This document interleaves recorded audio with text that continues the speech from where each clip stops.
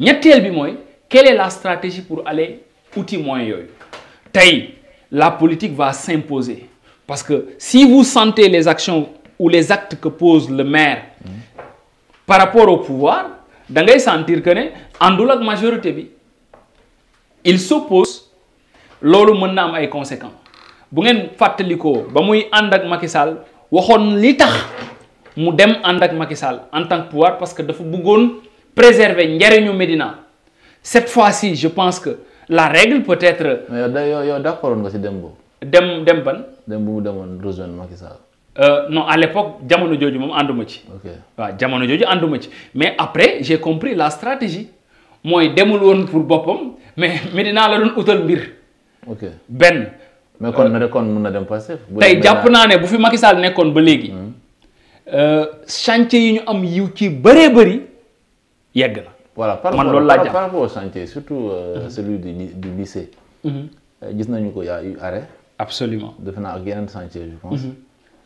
Aujourd'hui blocage bi. explication bi bari na. c'est au niveau étatique. très bien parce que comme yi ñu doon am pour yokk ko ci xam nga moo tax politique métti ci réew mi. Gouverner aussi métti parce que tant que on ne dissocie pas les appareils politiques et la gestion de l'État de façon décentralisée ou de façon centrale, il y a problème. Moi, le maire là, il n'est pas avec l'État.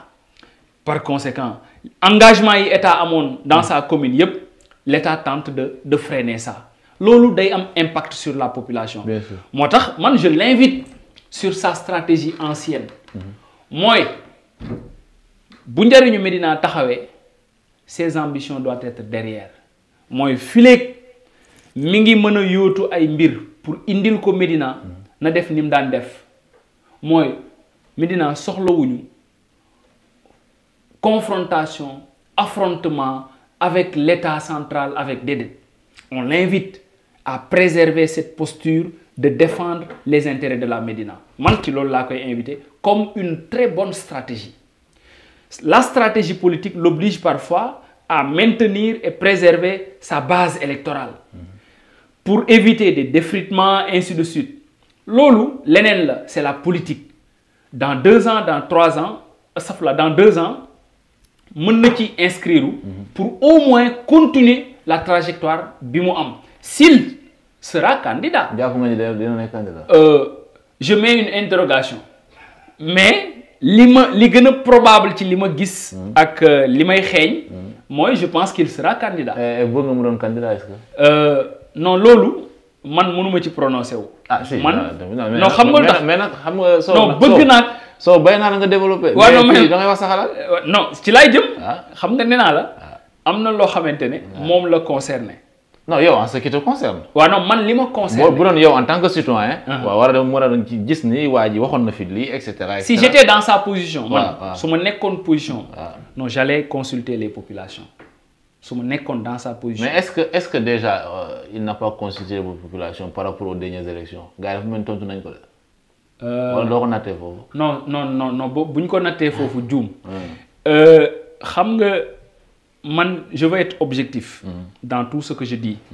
parce que damaa jël politique teg ko na le. bi ma toogee ci plateau bi. boo seetloo je veux pas parler en tant que. acteur politique. Mais vous êtes acteur politique. D'accord. J'ai fait des analyses d'observateurs et des analyses d'acteurs. Mais je vous sors dans votre zone de confort. Très bien. Il faut vraiment arranger là. Non. Effectivement. Ah oui. Si je veux gagner, c'est moi sama tontu.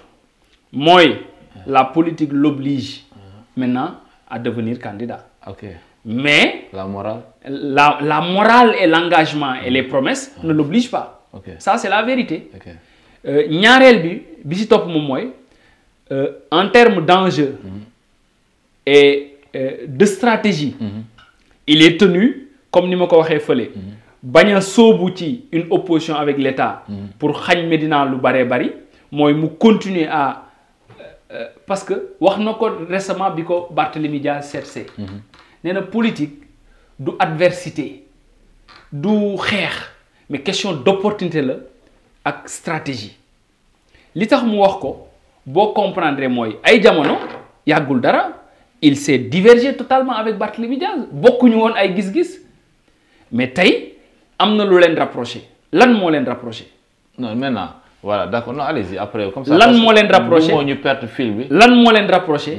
mooy dañoo bokk adversaire mais adversaire u Bamba en tant que leader politique. wala en tant que candidat. est-ce que mooy adversaire u Médina parce que là il faut dissocier Bamba acteur politique la mairie de Médina a ses intérêts.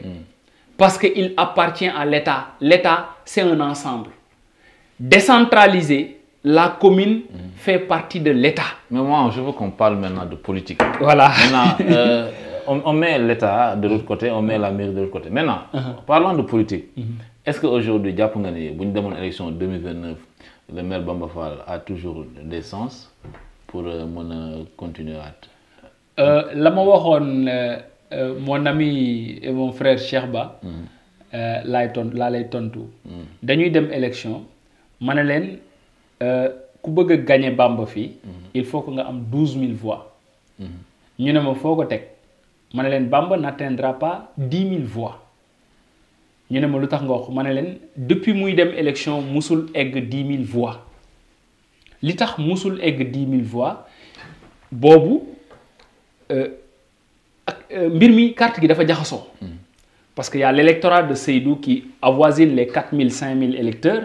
Cheikh n'avait pas, c'est-à-dire une détermination fixe sur son électorat.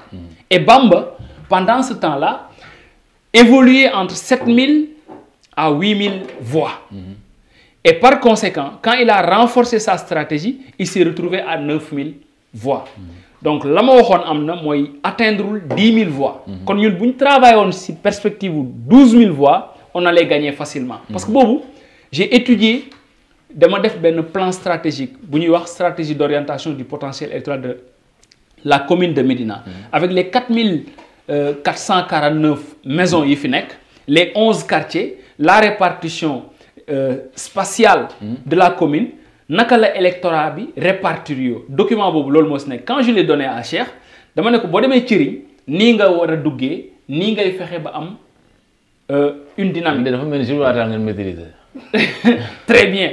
Et ce qui le montre mooy malheureusement notre stratégie li ko yàq dafa bari mais tey un bon stratège politique contexte ngay liggéeyal te contexte bii ñu am tey mooy Pastef aura un candidat mais Pastef aura des difficultés d'avoir un candidat unanime à la Médina. Mais nous maintenant léegi man c'est-à-dire Sow parfois da muy bëgg a réeral maa lay suivre de Sow c'est-à-dire man fil bi ngay bëgg sa wiir bi waxuma ko dama ne est-ce que monsieur le maire Bamba Fall a toujours les sens yi mu amoon est-ce que am na ko ba léegi foofu laay daanele waaw léegi loolu question bi yomb naa régler très bien sens yi mu amoon am 8 000 ou 9 000 voix mënatu koo am waaw kon de dina ñàkk de mais attends kan nga jàpp yow yaa kan waaw allez-y kan nga jàpp ne il peut drainer plus de 9 000 voix à la Médina koo jàpp rek ne mën na ko drainer moo xam coalition la moo xam leader la il peut gagner la mairie. Ok, ça c'est mon analyse. Et benn laa lay wax laa yokk foofu obstacle yi nekk ci mobiliser loolu yépp. L'avantage c'est que Bamba se positionne comme leader. Tous les autres qui viendront, ils vont se positionner comme des challengers. Et le leader, avec la barre de 7000 voix, je te dis en toute sincérité, il sera difficile, sans coalition, amul kenn ci ñi ma gis ci landerneau bi ku fi mën a drainer 5000 voix ci élection locale. waaw léegi maintenant léegi. Pastef suñu demee non Pastef dañu am obstacle bu rëy. non xam nga parlant d'obstacle attends xam nga Sow tamit aussi. élection c'est vrai que élection yi bokkul parce que am na ñu tax a naan élection yi bokkul local dafa am réalité. et cetera mais par exemple présidentielle il y avait une razzia qui ici quoi. Absolument. Législative. Pareil. xam nga wax maintenant aujourd'hui si on fait cette configuration te bu ñu fàtte ni aussi en fait il y a eu cette alliance là. Cette fameuse, voilà, il y avait Seydou Gueye de l'autre côté, il y avait Cheikh Ba, il y avait Bamba Fall, parce que Boole yëpp dugg. N'est-ce pas? Mais aujourd'hui, on savait que quand même, aujourd'hui, Pastef à la Médina, peut-être par rapport à une commune, amoo boobu leader hormis Ousseynou Ly qui sort un peu du lot. Mais aujourd'hui par exemple gis nañ ni que dernière élection yi c'est Pastef qui remporte haut la main les élections yi passées ici au niveau de la Médina. Est-ce que jàppoon ni tendance boobu noonu moo war a continuer ba local ou pas? Et quels sont aujourd'hui les défis majeurs? Parce que gis nañu aussi au sein de Pastef Médina il y a toujours une mésentente, il y a des guerres de positionnement. Aujourd'hui est-ce que ça leur profite wala est-ce que c'est déjà bien pour eux? Parce que au final est-ce que tey Ousmane Sonko bu jaaree biir Médina du am lu mu changé? xam nga li tax moo wax obstacle. dynamique bu structuré. boo xam ne dafa positionner un leader amul. À part Bamba. Parce que il gère la mairie. Ouais. Il a un appareil. Tout à fait. Institutionnel. Et un bilan à défendre. Politique. Et un bilan. Donc il se positionne. Oui, c'est ça. Léegi si Amadou Sow veut vraiment démettre Bamba Fall, sa seule stratégie c'est que Amadou Sow il peut pas drainer un électorat qui va au-delà de 4000. Par conséquent, il a besoin d'avoir une forte coalition ou une alliance.